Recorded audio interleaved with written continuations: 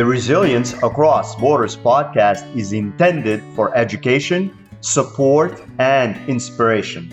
I am not a psychologist or a medical doctor and do not offer any professional, medical, or health advice. If you are dealing with or suffering from any psychological or medical conditions, please seek help from a qualified health professional.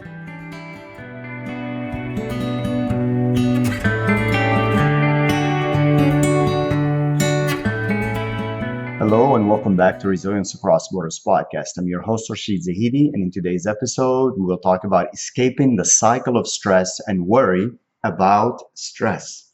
So stress is a normal part of life, but worrying about stress can create a self-reinforcing cycle that feels overwhelming. Breaking free requires understanding the nature of stress and employing strategies to disrupt the cycle. Here is how you can escape the stress and worry loop with practical examples for each step as usual. Number one, understand the stress-worry cycle.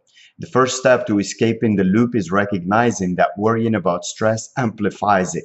Worry often arises from anticipating worst-case scenarios or feeling out of control. For instance, reflect on a recent stressful situation and identify if your worry was about the actual problem or about your ability to handle it. Write down your thoughts and separate facts from assumptions.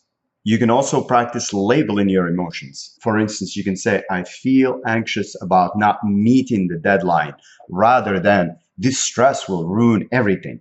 This can help reduce the emotional intensity. Number two, practice grounding techniques. Grounding exercises bring you back to the present moment, interrupting the spiral of stress and worry and getting you out of your own head. For example, you can use the 5, 4, 3, 2, 1 technique where you identify 5 things you can see, 4 you can touch, 3 you can hear, 2 you can smell, and 1 you can taste. This sensory focus shifts your attention away from worry. Also, if easier, just call it the 3, 3, 3 and select 3 things you can see, 3 things you can feel or touch, and 3 you can smell, taste or hear. You can switch it around. The whole idea is just to get you out of your own head and to bring you back to now, to bring you back to the present. So you can also try deep belly breathing. Inhale for 4 counts, hold for 4 counts, and then exhale for 6 counts. Repeat the cycle to calm your nervous system. Number 3, set a worry window. Instead of allowing worry to dominate your day, designate a specific time to think about your concerns. This limits their impact on your overall mental space. For instance, you can schedule 10 or 15 minutes in the afternoon or wherever's convenient for you to write down and reflect on your worries. If a concern pops up outside this window, remind yourself, I'll address this during my worry time. This trains you to not just get sucked into that worry at different times of the day, and you start having power over it instead of the other way around. Also, for instance, during the worry window, write solutions or action steps for each worry that is actually based on something, because obviously some of the worries are just like baseless. So this helps shift your mindset from ruminating to problem solving. Best antidote to worry is action, for the things that we can take action on and the things that we can control. Obviously, the ones we can control, we have to find a way to let go of. Number 4, engage in physical activity. Physical movement releases tension and boosts endorphins, helping to reduce stress, thereby, again, widening your window of tolerance. For instance, you can take a 10-minute walk whenever stress begins to build. Pay attention to the rhythm of your steps and your surroundings to stay present.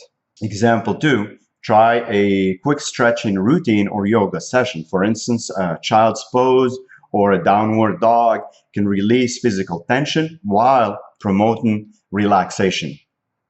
Number 5, shift to solution-oriented thinking. Worry often focuses on problems without resolving them. Transitioning to solution-oriented thinking reduces the mental load. For instance, if you're worried about an upcoming presentation, break the task into manageable steps, such as practical or practicing slides, rehearsing out loud, and seeking feedback. You can create a next action list for each stressor. For instance, if you're worried about finances, start with a small step or small actions like reviewing your budget or setting a savings goal. Number 6, limit information overload. Constant exposure to stress-inducing news or media or any kind of input can exacerbate worry. Set boundaries to protect your mental health. Example, you can limit news consumption to 30 minutes a day or specific times. Choose trusted sources to avoid sensationalism. You can also turn off notifications for non-essential apps. Replace mindless scrolling with a calming activity like reading or journaling. And of course, reading the proper material, positive inputs, right? Number 7, practice and cultivate gratitude. Focusing on gratitude can help reframe your perspective and reduce stress.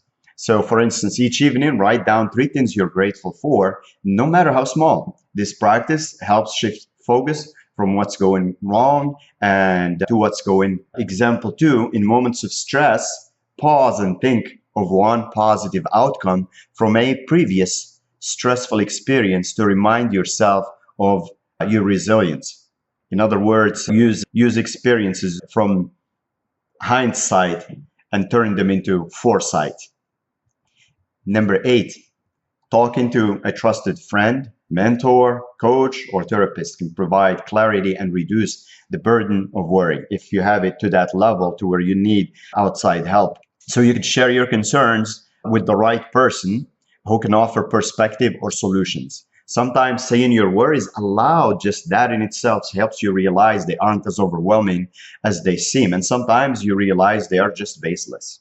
You can also consider therapy for deeper support. Cognitive behavioral therapy techniques, for instance, can help reframe negative thought patterns and develop healthier responses to stress. CBT or cognitive behavioral therapy helps people identify and challenge negative or inaccurate thoughts and learn to replace them with more helpful ones and with more helpful beliefs. It's a combination of cognitive and behavioral therapy.